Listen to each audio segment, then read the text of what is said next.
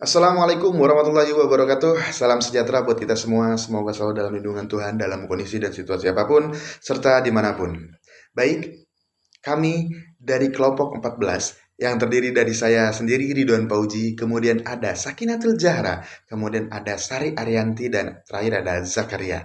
Di sini kami akan mempresentasikan terkait kepemimpinan dan budaya organisasi. Baik, di sini saya dan Puji akan menjelaskan abstrak dari makalah ini, di mana makalah ini mengkaji secara komprehensif peran krusial kepemimpinan dalam membentuk, mempertahankan, dan mentransformasi budaya organisasi. Budaya organisasi yang terdiri dari nilai-nilai, norma, dan asumsi dasar bersama merupakan pondasi yang mempengaruhi perilaku, kinerja, dan keberlanjutan sebuah organisasi. Pemimpin bukan hanya sekedar manajer, mereka adalah arsitek budaya yang mampu menanamkan visi, menginspirasi komitmen, dan membangun lingkungan kerja yang kondusif.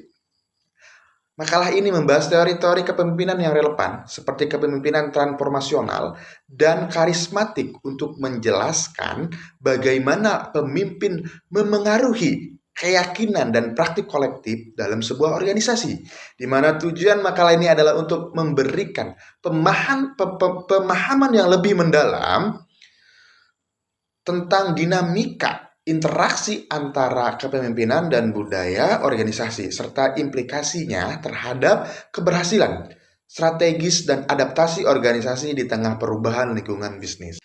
Kemudian, di sini saya akan menjelaskan terkait dengan pemahaman tentang kepemimpinan ya. Di mana menurut Terry mengemukakan bahwa kepemimpinan adalah aktivitas memengaruhi orang lain agar mereka mampu bekerja sama untuk mencapai tujuan kelompok. Sedangkan menurut Tannenbaum mengemukakan bahwa kepemimpinan sebagai pengaruh antar pribadi yang dilakukan dalam suatu situasi dan diarahkan melalui proses komunikasi pada pencapaian tujuan tertentu. Nah, di sini menurut Stockdale mengemukakan bahwa secara rinci implikasi dari definisi kepemimpinan tersebut itu ya, dimana yang pertama leadership as a focus of a group process, kemudian leadership as a personality and its effects, kemudian ada leadership as the art of indwelling a complaint, kemudian ada leadership as the experience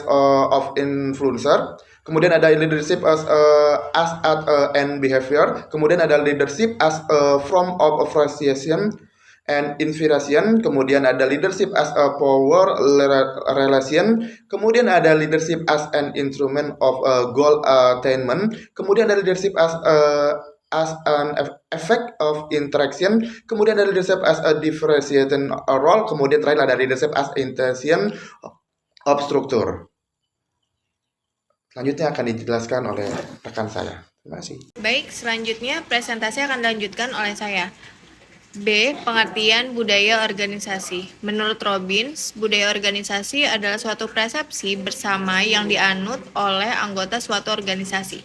Cara berpikir dan melakukan sesuatu yang mentradisi yang dianut bersama oleh semua anggota organisasi, dan para anggota baru harus mempelajari atau paling sedikit menerimanya sebagian agar mereka diterima sebagai bagian dari organisasi. Menurut Whelan dan Hanger, budaya organisasi adalah himpunan dari kepercayaan, harapan, dan nilai yang dianut bersama oleh anggota organisasi dan diwariskan dari satu generasi ke generasi berikutnya. Budaya organisasi adalah sistem makna dan keyakinan bersama yang dianut oleh para anggota organisasi yang menentukan sebagian besar cara mereka bertindak. C. Dimensi budaya organisasi. Menurut Indra Praja tahun 1992, disebut dimensi budaya dalam organisasi yaitu artefak-artefak, perspektif, nilai-nilai atau values, dan asumsi-asumsi. Ya, saya akan melanjutkan presentasi dari teman saya bernama Eza. Jenis-jenis budaya organisasi berdasarkan proses informasi. 1. Budaya rasional. 2. Budaya ideologis. 3. Budaya konsensus. 4. Budaya hierarkis berdasarkan tujuan. Budaya organisasi perusahaan. 2. Budaya organisasi publik. 3. Budaya organisasi sosial. Nilai-nilai budaya organisasi. Miller 1987 dalam bukunya Manajemen Era Baru.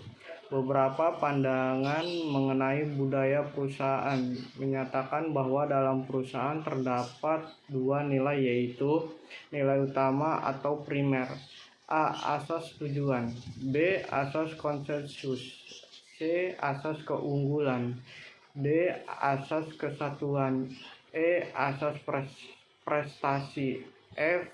Asas empirisme, G. Asas keakraban, H. Asas integritas.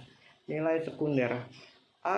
Terfokus pada pelanggan atau terfokus pada produk. B. Pengendalian yang disiplin atau pengendalian yang hilang. C. Kewirausahaan yang telah dibuktikan benar. D. Pengembalian keputusan yang cepat atau pengembalian keputusan yang lambat. E. Fokus jangka pendek atau fokus jangka panjang. F. Teknologi canggih atau sederhana. Selanjutnya, menciptakan budaya organisasi. Unsur-unsur pembentuk organisasi: pertama, lingkungan usaha; kedua, nilai-nilai; ketiga, pahlawan; keempat, ritual; kelima, jaringan budaya. Selanjutnya, proses pembentukan budaya organisasi. Pertama, teori sosiodinamik; kedua, teori kepemimpinan; ketiga, teori perkembangan atau learning theory. Selanjutnya, mempengaruhi perubahan budaya. Pertama, budaya begitu membingungkan dan bersembunyi sehingga budaya tidak dapat didiagnosis, dikelola, dan diubah secara cukup. Kedua, karena diperlukan teknik yang sulit, keterampilan yang langka, dan waktu yang cukup untuk memahami budaya, serta bahkan lebih banyak waktu lagi untuk mengubahnya. Usaha yang terencana dan terperinci dapat perubahan budaya bukan merupakan hal yang benar-benar praktis. Ketiga, budaya membantu orang bertahan menghadapi periode kesulitan dan berperan menghilangkan kecemasan. Selanjutnya, mempertahankan budaya organisasi. Robbins mencatat bahwa ada 3 kekuatan yang berperan dalam mempertahankan suatu budaya sebagai berikut. Pertama, praktik seleksi dalam keputusan final seperti siapa kandidat yang akan diperkerjakan sangat dipengaruhi oleh penilai pengambil keputusan tentang seberapa baiknya kandidat akan cocok dengan organisasi, akan sangat berpengaruh terhadap upaya pelestarian budaya organisasi. Kedua, manajemen puncak melalui keteladanannya dalam berperilaku dalam menegakkan norma-norma yang ada akan menentukan tetap tegaknya budaya yang telah disepakati. Ketiga, sosialisasi, yaitu proses yang mengadaptasikan para karyawan pada budaya organisasi itu.